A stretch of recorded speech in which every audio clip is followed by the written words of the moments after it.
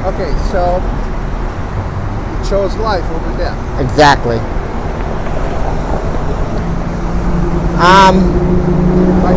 Were you in Hollywood? When did you first come to Los Angeles? I came to Los Angeles the very first time to live, and where it really meant something to me was in 1989. It was a couple of years after my mother had passed away, and I felt lost. I felt like I didn't have anything or anybody, and in a sense, I felt free. I felt freedom. I felt that I had a life finally of my own, and that I didn't have to take care of an invalid.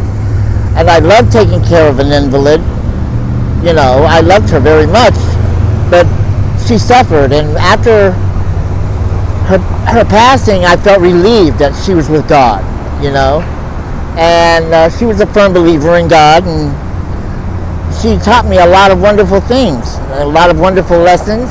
Okay, so you came to Los Angeles. I came to Los Angeles and became a housekeeper of movie stars in Hollywood. I did that for 13 years, and that's what started all the ambiguous behavior that I was.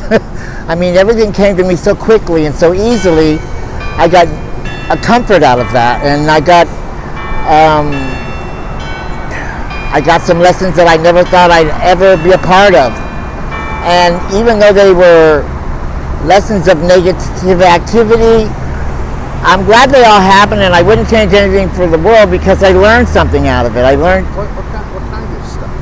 drugs, alcohol, sex, money, all the things that people really, really want to worship and can't. In the long run, we pay for it all, and nothing in life is free. We all have to pay God His homage for what we have in our lives, regardless of whether we believe in Him or not. Because at the very end, we'll see those feet, standing in front of us and before us. And I know that God is real. I don't have to believe in Him. I know that He's real. I've seen Him. I see Him every day. When I look in the mirror, I see Him. When I look at other people's faces, I see Him. Okay, David. What happened in Hollywood? I started getting drugs for free because I would do dinner parties, and I would grab all the drugs and I'd run down to Santa Monica where all the prostitutes were, where I hung out. I lived in my car down there behind Arthur J's. It's no longer with us. And I shared everything that I could get. I shared everything that I had, and I earned a lot of friends, and I knew and learned that I was able to do anything I wanted to do. Anything I had in mind, I was able to do, except be clean, and be accepted. I didn't accept myself, and then I let that grow to the public, and I let that grow out into other areas of my life, and Hollywood was just the catalyst for my failure. And I finally woke up one day, and did you come to Skid Row as a failure of Hollywood? I did. I came to Skid Row to get help because of all the missions and all the people that were down here, and I ended up losing track of myself again. I ended up seeing myself, falling through the cracks in the holes of life, and blaming other people for what I was doing, and feeling sorry for myself, and the activities grew worse, and eventually I sat down there with all the rest of them.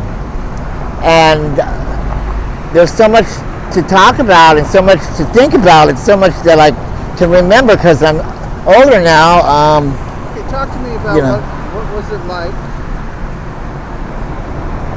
What was it like living in Skid Row?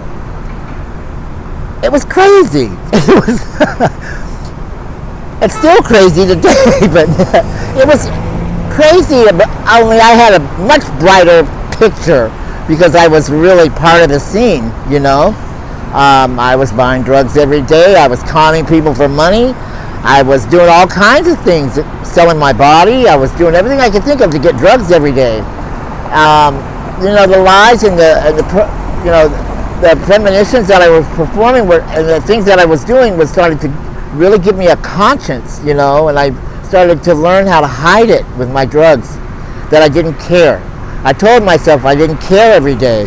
I told myself that who were these people that I had to care about? Who were these people that I had to perform for? Who was this person that I am? You know, I didn't care about the person that I was becoming until one day I got tired of it. I woke up and I couldn't get any money, and I was sick, and I wanted some more dope, and I couldn't get any money or dope. And I turned, you know, when I didn't have any money, I realized that I was nobody down there, you know, that I didn't have a way to get anything. That if I had money, as long as I had money, I could get anything that I wanted to get, you know. And I found out that that was no way to do it, that it was a dead-end street. I was just killing myself. And I was blaming everybody else for my death, because I was the one that was making the decisions to take the drugs. And I was the one that was making the decisions to perform whatever I had to do to get the drugs. And then I finally stopped one day. I looked in the mirror in a hotel room and I said, you know, enough is enough. Do you want to die doing all these drugs, or do you want to live?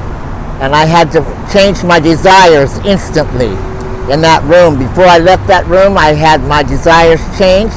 I had those drugs flushed down the toilet. I had that mirror back up on the wall, and I had a brand new respect for myself. Do a spot check. Yes.